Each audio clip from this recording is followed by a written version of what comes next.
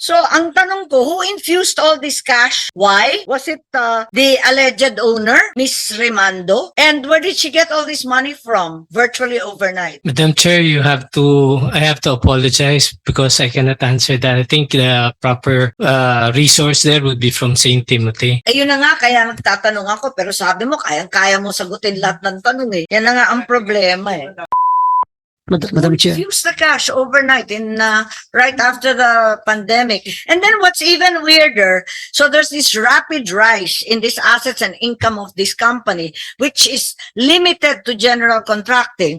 Suddenly, the primary owner, this Miss Remando, determines to sell. Kumikita ng milyon-milyon. Itong kumpanya, bilyon-bilyon ang kinikita, biglang binenta. Bakit ganun? Madam Chair, as far as the COMELEC is concerned, we relied solely and exclusively on the Republic Act 9184. And under Republic Act 9184, Told me, Chairman, repeatedly that it is not prohibited, nor is it required that an IT company be involved. So it's not prohibited na construction. Pero kagila-gilalas naman itong kumpanya nito. Parang ang daming pangyayari na hindi mapaliwanag. Can you help us, COMELEC? In as much as kayo ang nagpakilala nitong mga pangalan sa amin, sino-sino ba ito? Bakit hindi ninyo kilala? Di sumisipot, never ninyo nakita to. Nakarecord naman itong Opaline e-Python. as far as the COMELEC is concerned, Madam Chair, we are not aware of such a fact as to the... It's all on record, sir. It's in the SEC. Did you represent the joint venture before COMELEC? Never. Not yet po. So hindi pa natin natitest yung authority ni Mr. Limam. Even sa COMELEC, hindi pala siya nag-appeal eh. So you just came here to tell us na walang the president of any of the three, wala rin.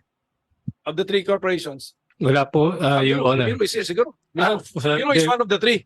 Hindi po, therefore. The fourth. So And then the that's- three are the Filipino corporations Yes, that yes, so the partnered three, with yeah. them. Wala, ni presidente ng tatlo. Wala. What is a construction company doing involving itself in election systems? Your Honor, when we formed the group, each one has its own responsibility. In the case of St. Timothy, they will be a financial supporter because of the amount that is involved in investing for the project.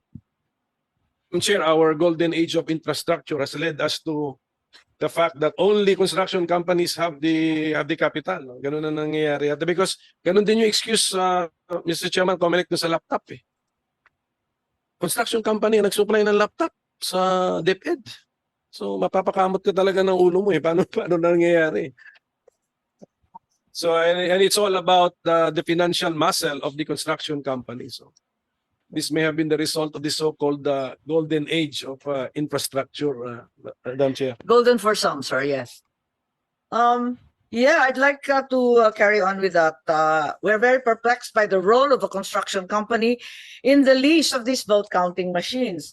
At you have admitted na sila ang magdadala ng pera. Ang ibig sabihin, ang Miro walang pera?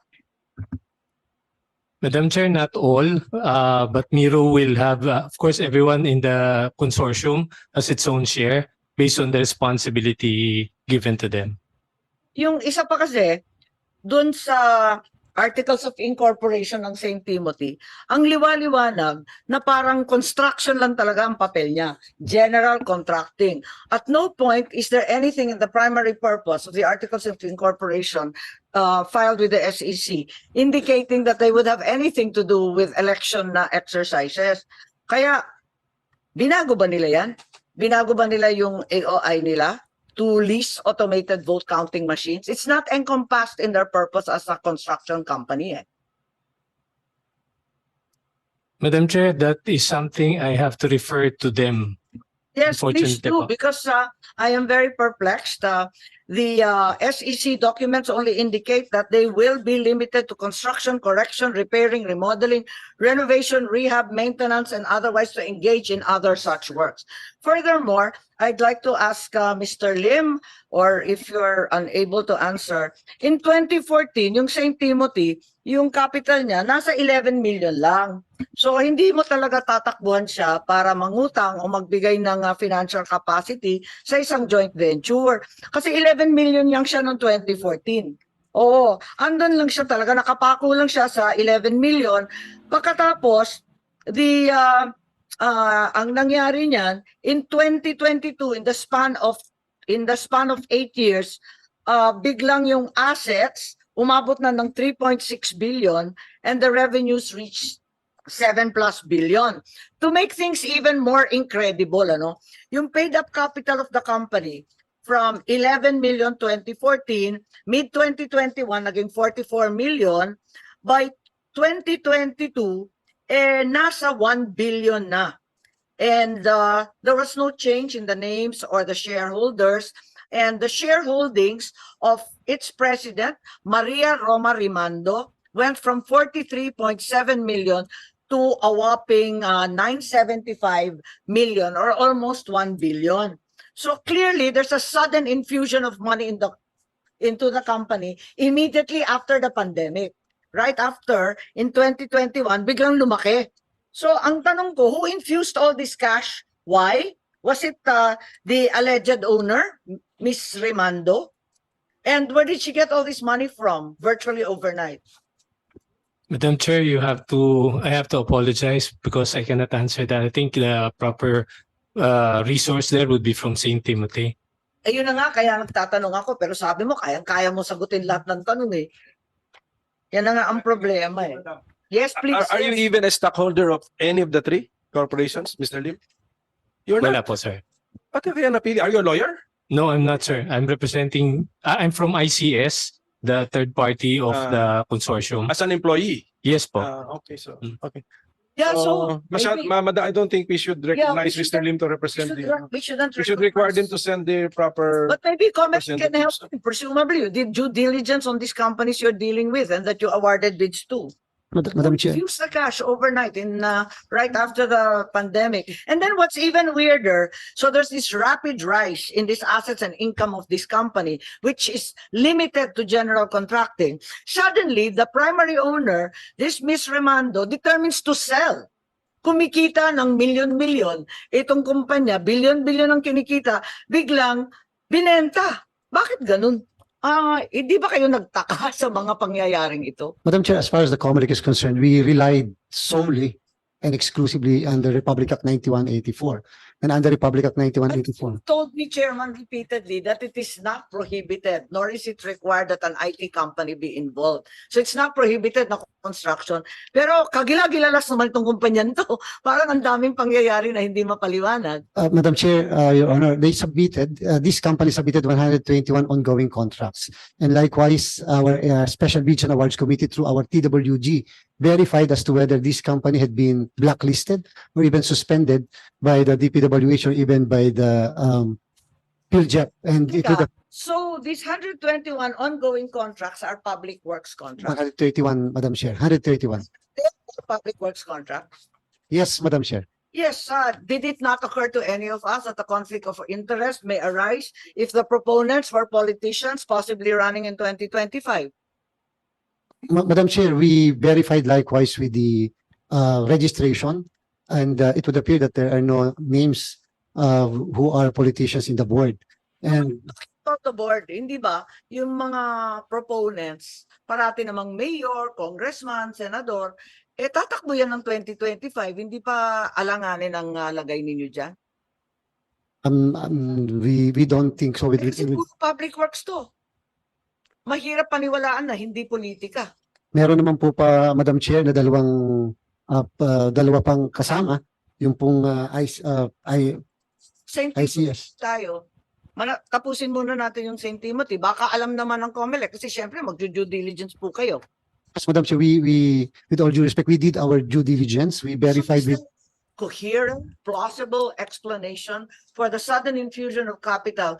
And just when the company becomes a billionaire, the primary owner lets go of all her shares. as far as the COMELEC is concerned, Madam Chair, we are not aware of such a fact as to the. It's all on record, sir. It's in the SEC. Yes, Madam Chair, but because we check the ongoing contracts and E. Python, the fellow who bought the shares of the former president and is the biggest shareholder. Sino naman siya? with all due respect, Madam Chair, maybe really the company, maybe the company can answer that. Kilala mo si Opaline Python? Siya yung bumili kay Miss Rimando. Your Honor, hindi rin po sa akin personally familiar siya. Di mo rin kilala? Ma'am, a question from Yes, Mr. Lim. minority. In the meeting of the three corporations, who attended the meeting for St. Timothy? Your Honor, kasi last we were advised that when the Senate requested the presence of St. Timothy, they were all out of town. So they spoke to Sabi mo kasi na may meeting yung tatlo, you were authorized. So, Apo. who represented St. Timothy in your authorization? si Centerpoint po kasi called si St. Timothy and they said they cannot send any representative. That's why I will be the one to represent the three consortium. Kaya nga, sino nga yung, who made the decision for St. Timothy to authorize you? Kasi tatlo nga authorize you eh. Sino? Hindi mo alam? Hindi mo rin alam? Hindi po. Sige. We will no longer ask you any question, Mr. Lim, kasi Yes, I don't you're think not so. authorized. I'm sorry for Unang still recognizing you. papel. Wala siyang personality pa. Opo. Kaya wala siyang personality. Ang hirap naman ito. Can you help us, COMELEC? In as much as kayo ang nagpakilala nitong mga pangalan sa amin, sino-sino ba ito? Bakit hindi ninyo kilala? Hindi sumisipot. Never ninyo nakita to. Nakarecord naman itong Opaline E. Python. He acquired the shares of the former president at may BIR ba kayo nito? Sino ba ito na napakalalaki naman ng halaga nito? Madam Chair, ang commission po, again, with all due respect, nag-rely po kami doon sa mismong representation ng joint venture because yung JB po, Sila ng papel sa inyo, baka naman may special power of attorney or something na binigay sa COMELEC. yung joint venture, Madam Chair, The joint venture is not registered in the SEC, so it's only a consortium among them. So how can they, like the minority leader said earlier, appoint someone on behalf of all four? yes, Madam Chair, we check with the Securities and Exchange Commission, the three, and we found out that maganda naman po yung kanilang record with the Securities and Exchange Commission. And as far as the ongoing contracts are concerned, we determined if there were delays or negative slippage, pero wala po kaming nakita rin, Madam Chair. As a matter of fact, there has been a complaint to the chairperson that St. Timothy Construction Company should be a valid contracting company. Isn't that correct? Madam Chair, during the day, on the day of the signing of the contract, we at this representation received a letter allegedly coming from St. Timothy, Madam Chair. However, we will submit to the committee the same letter, supposedly with the corporate secretary certificate, did not even contain the ID or the for purposes of the verification. Tanggap, pambira ng COMELEC, 19 billion na kontrata. Madam Chair, Kung sino-sino bibigyan. during the signing of the contract, the representative of St. Timothy was there, the lawyer, the former secretary Kaintik of the ICT, the former Yes, of course. Manny Kaintik was there. He was the lawyer of St. Timothy. And I personally asked, okay, we will proceed with the signing, no question, no objection. And I told him there was a letter which was emailed a few hours before the signing, and they said that we should proceed. Okay, problema ko rito, di ba construction company nga siya. Ngayon, may nagsabi sa amin, di ba yung contracting company, meron niyang lisensya. Ngayon, nung chinek namin sa pickup, online, regular license online, ang laki-laki doon, expired ang kontrata at lisensya nitong contracting company. Was it renewed? Does anybody know why are we awarding to an expired contracting company? No, we're asking Mr. Lim. Yeah, that's correct. Yes, maybe COMELEC knows. You're contracting with a non-existent construction company. Paano ba to? Madam Chair, personally, I asked the executive director of PICAB. Yes. Somebody called and said, contracting company ba talaga yan? Kasi asan yung permit? E di napatingin kami, andun sa online. Pag tinignan mo, St. Timothy, may ganon, expired. Yes, Madam Chair, but based on the verification of yours truly, before I signed even the contract, the executive director confirmed that they did not blacklist the St. Timothy. It has ongoing contracts with the government, and so we personally, I do not But it really know. doesn't even have a valid pickup license to operate as a contracting company. Pasensya na po, Madam Chair, pero iba po yung report mismo sa atin po nung executive director ng PICAB, Madam Chair. Okay, so perhaps Chairman George Garcia, as well as Commissioner Bulay, and those in charge of finance, the Bids and Awards Committee, perhaps we can get your assistance on St. Timothy, its papers, its owners, its financial history, and apparently its contracting history as well.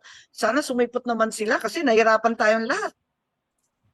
Yes, Madam Chair, we are going to submit to the committee all the documents that we have, the financial documents that we have submitted by the joint venture, the Filipino partners. Kilala niyo ito si Miss Rimando? Na-meet ninyo? O yung bagong may-ari, yung Opaline Python, na-meet po ninyo? Hindi po, Madam Chair.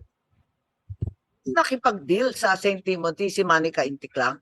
The council and meron po silang inauthorized with special power of attorney, Miss Valerie Manahan, Valerie Manahan, Madam Chair, with special power of attorney.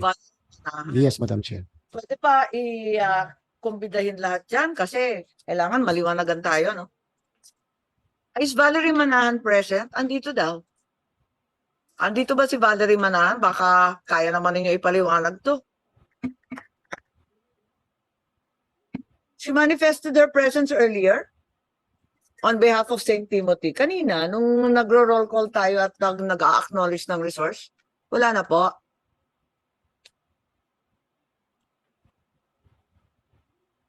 Parang she was here kanina eh. Anyway, mukhang wala na rito.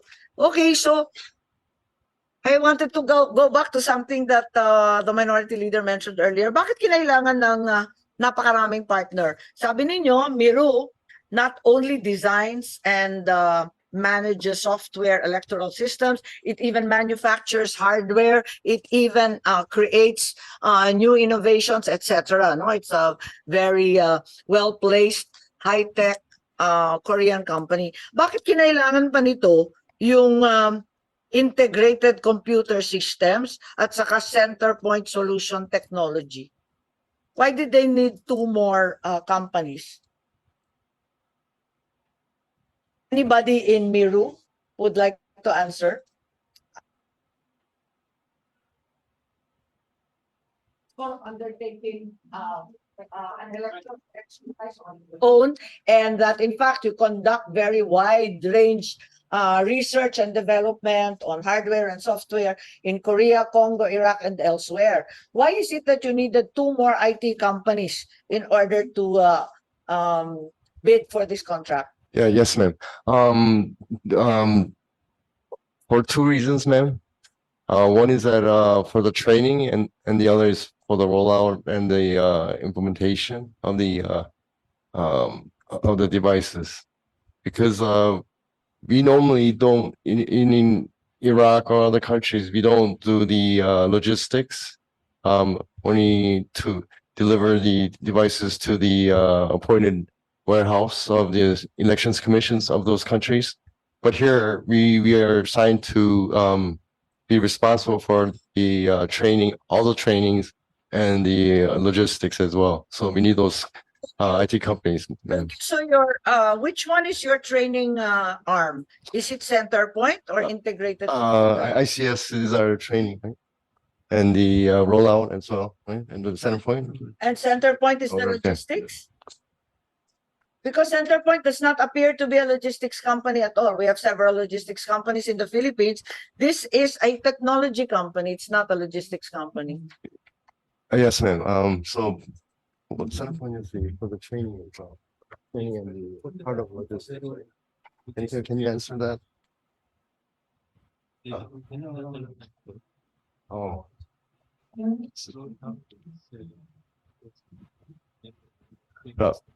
Training and rollout. Center point, right? And the training with ICS. Okay. Mm. Madam Chair, the center point is for the rollout. ICS is for the training. So we need those two companies to support us. The other question that comes to mind is, what's the capitalization of Miru? You are a global multinational company. Yes, ma'am. Tell me stocks, 아니. 그렇게 얘기하지 마시고. what your 이 capitalization 캐피털 is at 자산이 this 얼마 point. 되냐 물어봐요. 자산 시절 어떻게 되냐. I know that it's a very, very large multinational. Perhaps you can Wow. inform us? 100 million? Approximately 100. I tried very hard to look in the Korean websites, but I don't read Korean and the translate didn't work. So you'll have to help us. Our apologies, madam. Approximately 100 million US dollars. So is that a large company by Korean standards? You said you undertook South Korean elections on your own. Yeah, yes, ma'am. Yeah, So it's, well, not large, but kind of mid-sized. yeah, company. size, that's correct. But earlier on, we were informed that the necessity for a construction company was because you lacked capital. So you had to bring on board St. Timothy's. But I believe that you are perfectly able to finance this operation. It is, after all, 19 billion pesos. Yeah, yes, ma'am. It's just the requirement here, just very unique to Philippines. What is called NFCC, which we don't necessarily meet that in other countries. Here, NFCC, the ceiling level is very high. What's FCC? Sorry. Net financial contracting capacity, Madam Chair. Sorry. Net financial contracting capacity, which was actually taken care of by St. Timothy, Madam Chair. Sila po yung nag-submit ng So NFCC. Miru did not have the debt financial contracting capacity for 19 billion. Sa kanila pong sinabit, Madam Chair. Ang sa kanila po, Madam Chair, ay yung SLCC, single largest contract. Yeah, yes, Madam Chair. Yes. Yung sa Congo po ang nasubmit nila. The single largest is a similar activity, election na kaya nila. Yeah. Pero pagdating sa financial, St. Timothy po. because why? That must be Filipino? 60% that must be Filipino. Yes, Madam Chair. Combined. Combined. So, in-attribute ninyo 60% dun sa tatlong Filipino, 40% from Miru, and then you found out that together, all four, they qualify, they comply with the NFCC. Ganun po ba yun? Yes, Madam Chair, Your Honor. Ganun pala, Madam Chair. May limit din Yeah, my limit is even though let us say 60%. Miru could be a billionaire, multi-billionaire dollar Right. corporation. Yung Philippine part ng kanyang component. part ng kanyang financial contribution is limited to 40%. To 40%, Madam Chair, Your Honor. 40%. I see. Okay. Umani naman ito ng iba't ibang reaksyon mula sa ating mga netizens. Ayon kay Reynaldo Mojica, walang ginagawa ang administration para matigil ang matinding korupsyon. May gobyerno pa ba tayong matino o baka bangag na ang gobyerno natin?